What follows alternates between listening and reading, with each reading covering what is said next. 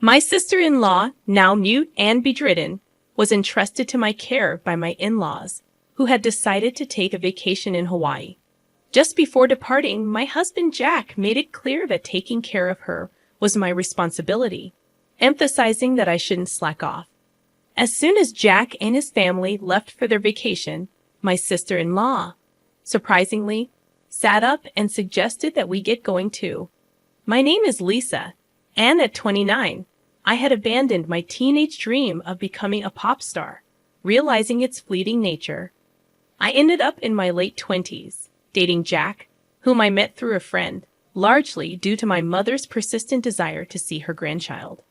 Jack, despite having once aspired to enter the entertainment industry, now worked at a prestigious trading company in downtown Manhattan.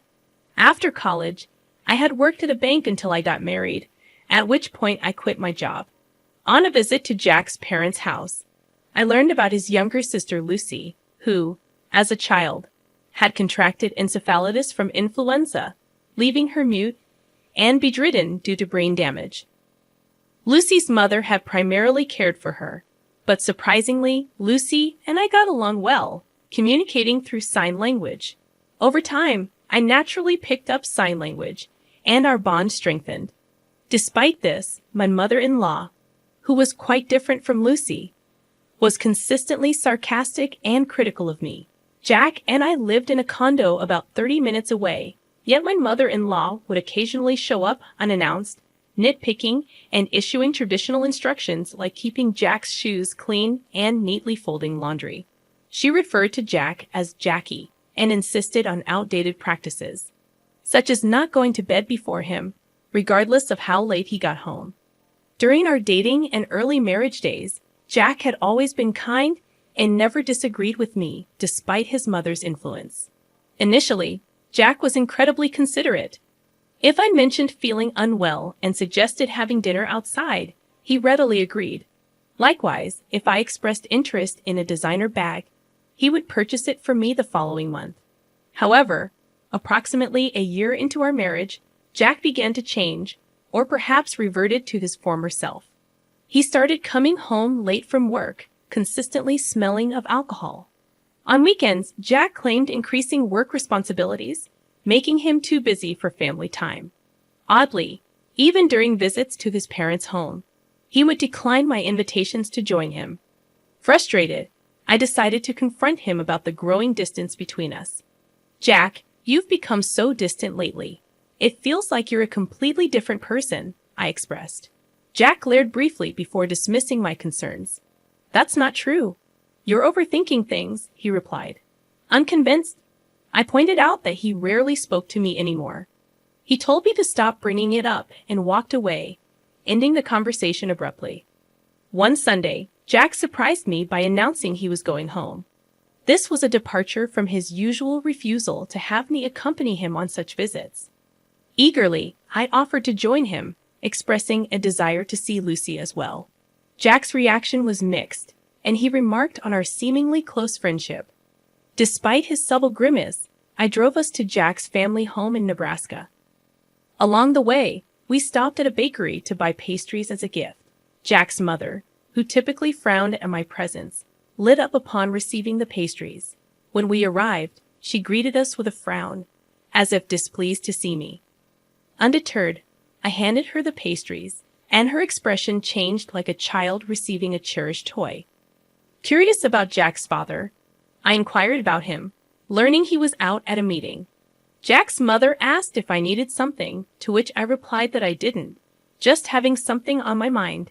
He replied, "I hadn't heard anything about this from Jack. What's going on? Did you have something to tell your father?" I asked. Jack retorted, "It's none of your business." "What do you mean? We're a married couple, aren't we? Can you just stop nagging?" His mother chimed in, "Exactly. If Jack doesn't want to tell you something, you shouldn't be prying." Recognizing the futility of arguing, I chose not to respond. Just then, Jack's sister appeared. "Oh, Jack, you're here," she said. Jack seized the opportunity, saying, "Sis, perfect timing." "I have something to discuss," she inquired. "What is it?" Jack proposed. I can take a long vacation next month. I was thinking about a family trip to Hawaii. How about you, sis? She replied, I'll pass. I don't have a passport. I was taken aback. Jack, usually busy with work, was suggesting a trip to Hawaii. Concerned, I asked, Jack, is everything all right with your job? His mother seemed displeased with my involvement and said, You shouldn't meddle with decisions Jack has made. You're really nosy, aren't you? Jack's mother then revealed the real reason for the meeting. I was to take care of Lucy during their vacation. Though momentarily surprised, I realized staying with Lucy was more appealing than going to Hawaii with my mother-in-law. I agreed to take care of Lucy, but I questioned why they had to bring me all the way there for such a discussion. Jack explained he expected resistance and wanted his mother to convince me forcefully if needed. Dumbfounded, I left the room to go to Lucy's room. Lucy was delighted to see me and asked how I'd been. When I explained Jack asked me to come along to their parents' house, Lucy remarked on Jack's change in behavior. Lucy suggested I stay over, and we had a great time chatting. An hour later, Jack came to get me, and we headed home. Lucy gave me a slight wink, hinting at a shocking truth and an even more shocking plan. A month later, on the day of the Hawaii trip, Jack and I went to his parents' house. Despite not going to Hawaii, I brought luggage to stay with Lucy for a week.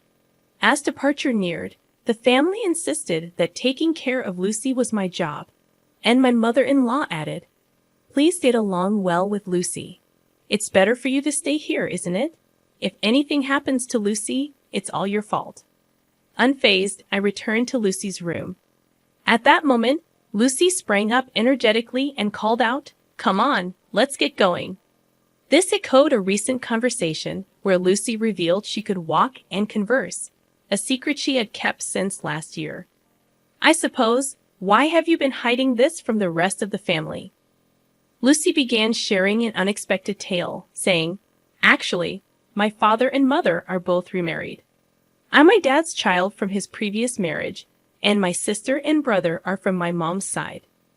Surprised by this revelation, and considering the usual coldness from my mother-in-law towards Lucy, I couldn't help but think, I thought so. Is that so? Lucy confirmed, Yeah, my mom despises me. And I didn't want to talk to her, so I pretended that I couldn't. Curious about her father's knowledge, I asked, And your father? Lucy explained, Dad knows everything. He's always on my side. Understanding the situation, I said, I see. That's why, regarding this trip to Hawaii, I'm thinking we should go too. Perplexed, I asked, what do you mean? Lucy explained, I mean I'm planning to go to Hawaii on the same day with you. We'll even stay at the same resort. Her proposal caught me completely off guard, and I responded, What? I'd be thrilled to go to Hawaii with you, Lucy. But do you even have a passport? Confidently, Lucy revealed, Of course. I secretly got my passport last month. And don't worry about the expenses. My dad is covering our plane tickets and the resort, including yours. Excited about the unexpected turn of events, I said. I see. I'm really looking forward to this. That's how we ended up at the airport, Lucy and I, arriving in Hawaii early in the morning. My father-in-law, who had been supportive, was there to see us off. Expressing gratitude, I said, Thank you, father-in-law. I feel guilty for all the plane tickets and resort fees you've covered. He reassured me, saying, Don't worry about it. As long as you two have fun, I'm happy. After landing, we took a taxi from the airport and checked into the resort hotel. Lucy and I were sharing a room, and as we settled in, I mentioned to Lucy, Your father seems pretty well-traveled. Lucy shared, Yeah, he's been on several international business trips. He's even been to Hawaii a few times. Planning a surprise for Jack and the family, Lucy said, So what's the plan? I'm guessing my mom and everyone will dine at the restaurant here tonight. I'm thinking of surprising them. Excited about the idea, I replied, That sounds like fun. I'm excited. Should we get some rest to recover from jet lag? Lucy agreed. That sounds like a good idea. Unable to sleep on the plane, we took a shower, climbed into bed, and quickly fell asleep. Waking up around late afternoon, Lucy was already awake and starting to wear makeup. Apologizing for sleeping too much, I reassured her, "No, don't worry about it. I just woke up too. We really had a good sleep, didn't we?" Fully recharged and ready for our battle. Around 7 o'clock, I suggested, "I'll go and check the restaurant." As I looked for Jack and his party, I found them dining joyfully from the shadows near the entrance. Venturing deeper into the restaurant, I spotted the back of a young woman I didn't recognize.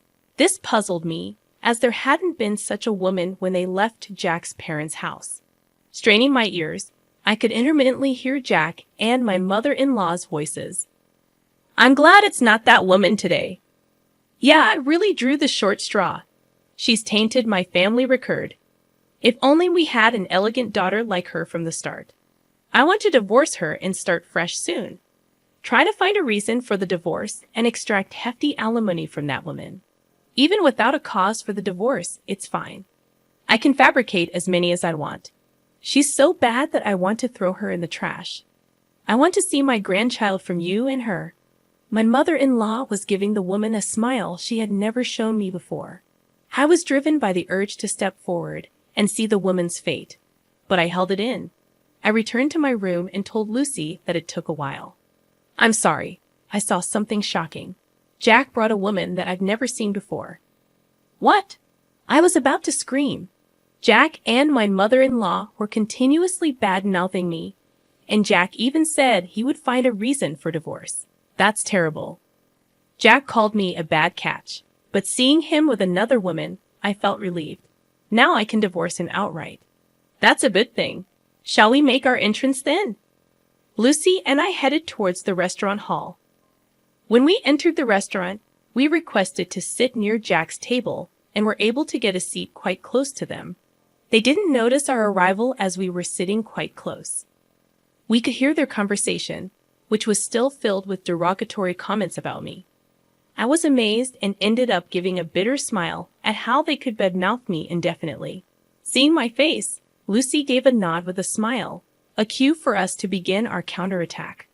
I stood up from my seat, stepped forward towards Jack, and shouted, "Are you all having a good time?"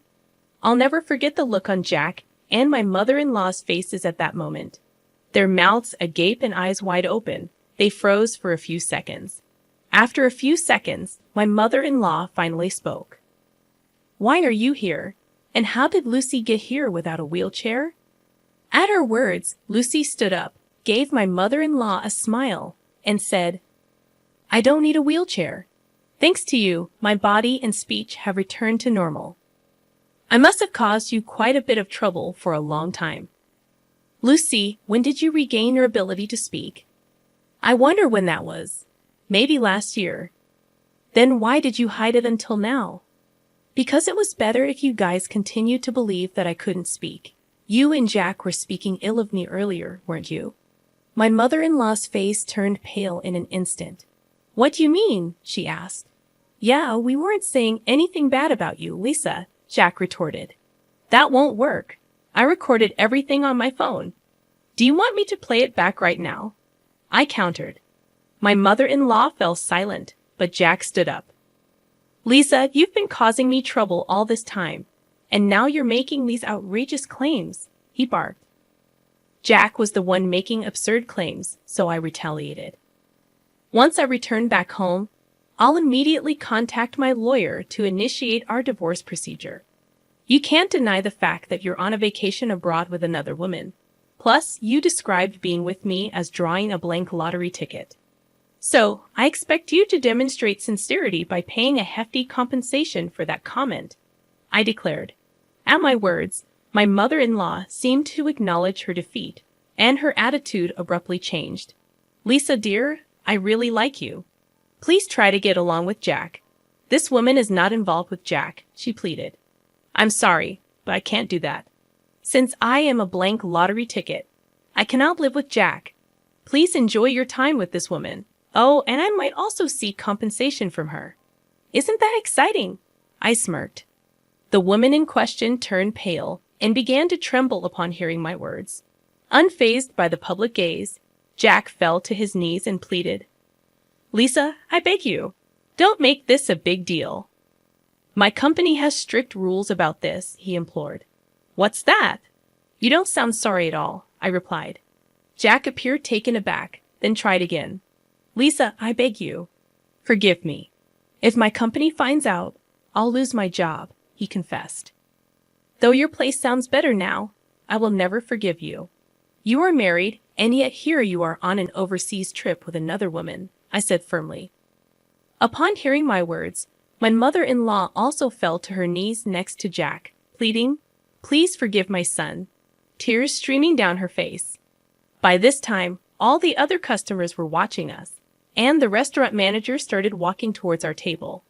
Seeing this, I got up and said, "Well, Lucy and I will head back to our room. You all enjoy your Hawaiian vacation. I guess things will get a bit difficult when you get back home." Hearing this, Jack cried out at the top of his lungs, "Please forgive me. I can't afford to pay any compensation."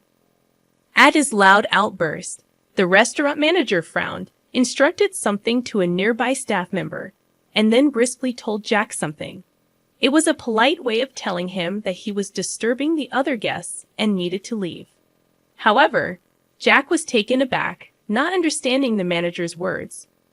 Soon, 2 buffed-up security guards arrived and hauled Jack away. Jack was sobbing and struggling, but he was no match for the 2 bulky men. My mother-in-law and the woman were dumbfounded, unable to utter a word, while Lucy and I were also surprised by the turn of events. I thought Jack got what he deserved. A week later, Lucy and I returned home. Jack was quickly released and seemed to have returned to his room. However, I later heard that he had been in a state of shock since returning to his room and had kept to himself until the end of the trip. The day after I returned home, I went to the law firm where my old college friend worked to request a divorce proceeding. Unfortunately, my friend was not present, but a female lawyer was assigned to me, who was very easy to talk to. I was able to explain everything that had happened. After listening to my story, she'd assured me that a divorce was possible, that I could claim alimony, and that she would investigate the woman who was with Jack in Hawaii before determining whether I could claim alimony from her as well. A month later, the female lawyer contacted me and informed me that it had been proved that Jack had been dating the other woman for about 6 months. Hence, she said it was possible for me to demand alimony from this woman too. I requested the female lawyer, "Please squeeze as much alimony as you can from Jack and his woman." She smiled and nodded. 2 months later, I was officially divorced, and into my bank account was deposited the alimony from the 2. I mumbled as I saw the amount, and that's karma for calling me a blank lottery ticket. 3 months later, Jack and my mother-in-law suddenly visited my place. Despite it being only 3 months, they had lost a lot of weight and looked completely haggard. I asked them, "What do you want? I don't want to see your faces." Jack replied in a thin voice, "I'm sorry. Could you lend me some money? I've lost my job." And the woman ran away. "I don't even have money for food." My mother-in-law also spoke in a whisper. "I've divorced my husband too. I don't have money. Please, I beg you." My mother-in-law was in tears. I responded, "Too bad. I have absolutely no obligation to help you. And even if I did, I would never help you guys out. Now please leave." After they left, I sprinkled a large amount of salt at my entrance to get rid of bad energy from my house.